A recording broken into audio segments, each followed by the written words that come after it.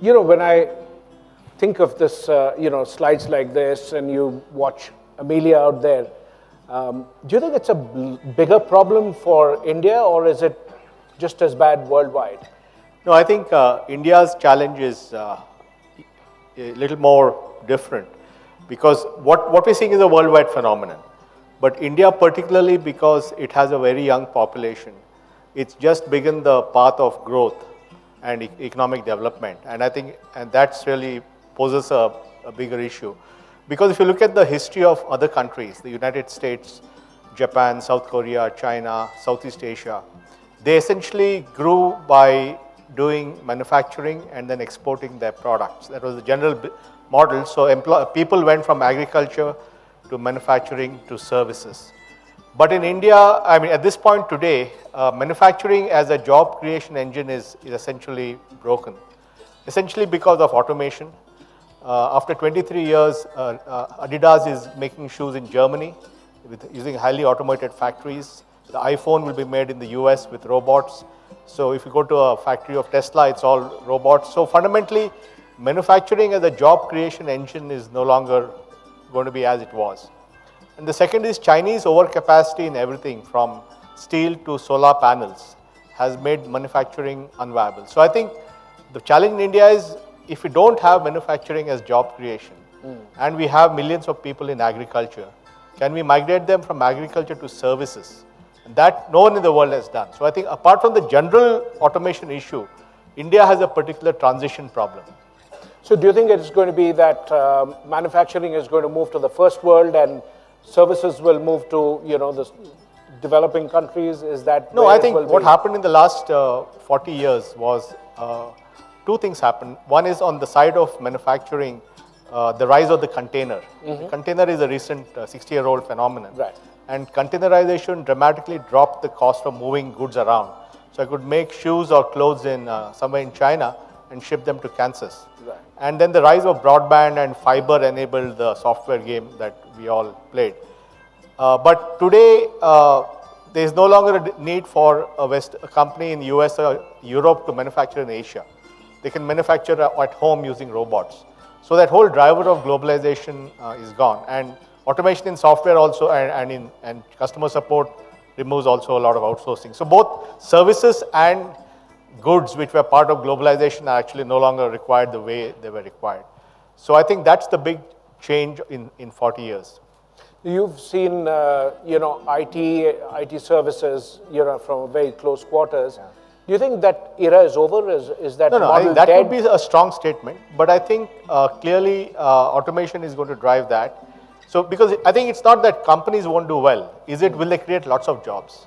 I mean, really, today's conversation is about job creation. It's not about businesses performing better. So businesses will continue to perform well. But will they create jobs in the millions? That's not so sure. So we have the challenge of the export front. We have the challenge of going straight from agriculture to services because manufacturing is not going to be a job creator. And so I think that creates a special need for us to think about how do we create a service revolution. That is, if you go back and look at manufacturing, essentially the industrial revolution drove productivity in manufacturing. True. But services never had, in fact, in the US, service productivity has been declining. Is there a way to have dramatic leaps in service productivity? That's what India has to do. And some of the work that iSpirit and all is doing in the India stack is how to have a dramatic increase in service productivity, which in turn will allow job creation to happen. If you look at job creation, one of the major challenges is that, automation, the kind of jobs that we are looking at, they are no longer going to be served by the kind of education system that That's we have. right. So, you have a scenario where the top 10 unicorns of the world together employ less than 30,000 people. So, in which case you have a real mismatch. Yeah. For a country like India, that's going to be a disaster. Well, I think I'll slightly clarify that. I think I agree with you that the unicorns themselves will not be major job creators. But the unicorns ecosystem will create lots of jobs. Because today, a Flipkart has 100,000 people selling on the platform. Those guys are going, let's say each of them has 5 employees. That's 500,000 jobs that depends on selling on on the Flipkart platform, or Shashank and Practo, he may have few employees, but if he's able to aggregate millions of doctors and millions of consumers, he's going to make productivity and improve their thing. Or if an Ola has 500,000 drivers, he's creating 500,000 jobs. So I think we should not go just by the jobs of the inside the platform. Right. You have to look at the platform and its ecosystem and say, overall, how many jobs is the ecosystem creating? But these jobs are not going to be what we thought of as jobs. It's not joining Wipro or Infosys or HMT or ICICI Bank and working there for 20, 30 years. These guys are quasi-employees, quasi-entrepreneurs. So the guy who's driving a taxi on Ola is getting a loan from a bank, he's buying that thing, he's taking the risk of buying that asset. Right. So he's like an entrepreneur, except that he's connected to a platform. So the nature of job itself is going to be half employee, half entrepreneur. In which case, we are looking at a far more, rapidly expanding entrepreneurial ecosystem. Yes, but they're not, I mean, the entrepreneurs in the sense that they're attached to a platform, and therefore the platform gives them business, the platform generates revenue for them. And there's some implications of that. For example, if I join a company, the company provides the social security net for me, right? I join a company, they have EPFO and this and that. Sure. But there's no equivalent virtual social security net for this quasi-employed, quasi-entrepreneur kind of a person. So the future will require the virtual social security net. The other thing is that we are talking about how education, again, the old model was you went to college, got a degree, and then worked for 30 years. But in this new world, where things are changing very rapidly, you have to be in continuous learning mode. So as an individual, you have to be prepared to learn all the time. And the system should also provide the ability for you to learn all the time. So both the supply and the demand is going to change. Actually, on the learning front, I mean, I see a fairly interesting shift that learning earlier used to be the problem of what the employer had to solve. That, Yeah. how do you keep the workforce completely online and, learning on their own. Yeah. But now, you find a lot of people actually pay for what they want to learn. They don't depend on the I think there's a high level of self-motivation because people realize that if they want to be completely employable or able to participate in this new economy, they need to keep their skills up to date. So whether they go for conferences, whether they join MOOCs, whether they become part of a group that has like-minded professionals, many ways that they try to keep their skills and their knowledge up to date. When you look at the model for job creation in India, what would you say is going to be the model? How will it be different from job creation, say in a US or a China kind of a? Well, as I said, we'll have to figure out how to go from agriculture to services. It'll have to be domestic services led. It'll have to be platform multipliers. So the good thing in India is that we have a very high informal economy. So anybody who aggregates and creates a platform out of that can create value. So you can aggregate doctors and consumers as Practo is doing. You can aggregate drivers as Ola is doing. You can aggregate merchants as Flipkart is doing. You can aggregate retailers as Tenai is doing. You can aggregate farmers as many farmer aggregation guys are doing. So aggregation itself will create value. And the other thing which is going to happen is that when you are on a platform and you're on the edge of the platform providing, say, customer service, then the platform has a stake in your service ability. For example, right. If a Flipkart guy comes to the house to deliver a package, you want him to be polite, know how to read a map, make electronic payment, speak English, etc., etc. And your impression of that company is based on your consumer experience with him. So the platform now has a stake in skilling the people on the platform. So skilling will be driven by market, not just by government. And will skilling in turn be done more through artificial intelligence just because there is a scale issue? No, I think AI comes in when you are personalizing it, right? So I think we will obviously have online learning. Online learning will be contextualized. Right. And then further personalized to an individual. And in the personalization dimension, that's when the AI will come in.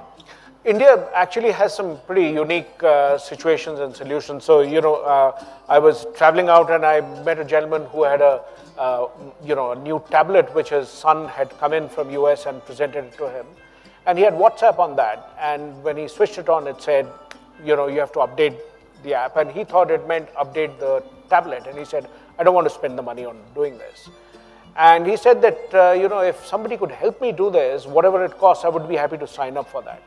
Do you think that kind of a model is the next big opportunity? Oh, absolutely. I think the fundamental difference between India and the West is that the West is a do-it-yourself economy, and India is a assisted economy. Get it done by others economy. Yeah, you go to somebody. I mean, in the US, guys go on a weekend, go to Home Depot or something and buy a kitchen and make the kitchen at home. I've not met a single Indian who's made his own kitchen.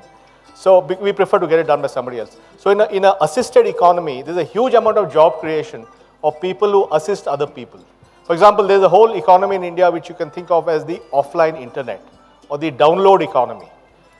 Yeah, because what happens is that everybody doesn't have internet, but everybody wants to watch the latest movies and so on.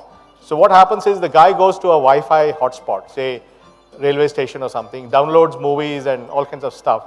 Then he goes back to a small town where there's a download center where he sells it to that guy. Wow. And that guy sells it to a guy from the village who takes it back to the village and sells it on.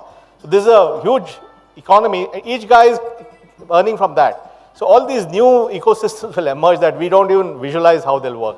There's a similar ecosystem happening in all over, North Africa, where people sell music in this way. Yeah. So you can actually record your own piece and then sell it like that. And and it's sold for free, but if the viewers like it, then they can. So I think we can't just look at Western models and we have to look at what's indigenous to our situation. But I think net, I think what we have to make sure is how do we use technology to create jobs and not to destroy jobs. Because in the Western model, and part of the problem we're having with this whole Trump and all that, is the Silicon Valley guys are not creating jobs, right? So they quite openly say we're going to remove jobs. So, this guy, the guy from Uber says, I'm going to get rid of the guy in the car who drives the car. So, now imagine if you get rid of the guys who drive the car, then that's so many jobs gone. There are some 1.5 million truck drivers in the US. They'll all go if truck becomes self-driving. But I think in India, we have to think, how do we use technology to reduce transaction cost, use infrastructure like the India stack, and actually create jobs. The second thing is, in some sense, the Western use of AI is to make you dumber. Because everything that it tells you on the phone, okay, it's time to go to the airport, there's traffic at Habal and whatever. Whereas I think if we use AI to give better medical service, or we use AI to give better education, instead of using it to make you dumber, we're using it to empower you. So we need to rethink how we use this tool. So augmentation rather than replacement. Yeah, exactly. Do you think, when you look at what Trump's, getting elected has done, is that there seems to be this whole concern that, countries are getting a lot more insular. They want to restrict people coming in to work. Sure. And if one country initiates that, if US does that, I think many other countries will reciprocate. Do you see that as a possibility which would be great for India, or is it going to be a threat for India? No, it's challenging because, right from the fall of the Berlin Wall, there's been massive globalization, right? So in the last 30, 40 years, we have increased global trade, reduced tariff barriers, signed world trade agreements, put in containerization, put in fiber optics. That era is essentially over.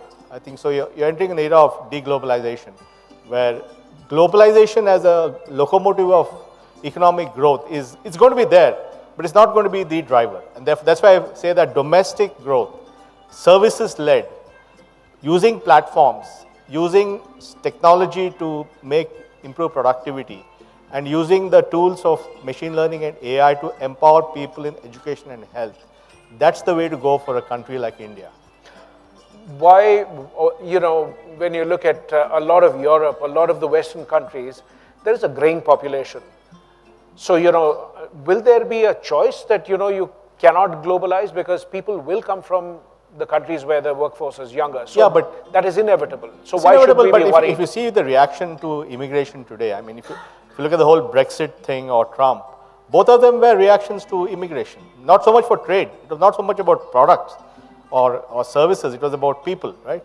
So they will obviously, if there's a shortage of something, but let's say that at one point I believe that, say, the US needs 2 million truck drivers and therefore they'll come from here. But if they become robots, then you don't need people from here. So all that is also happening.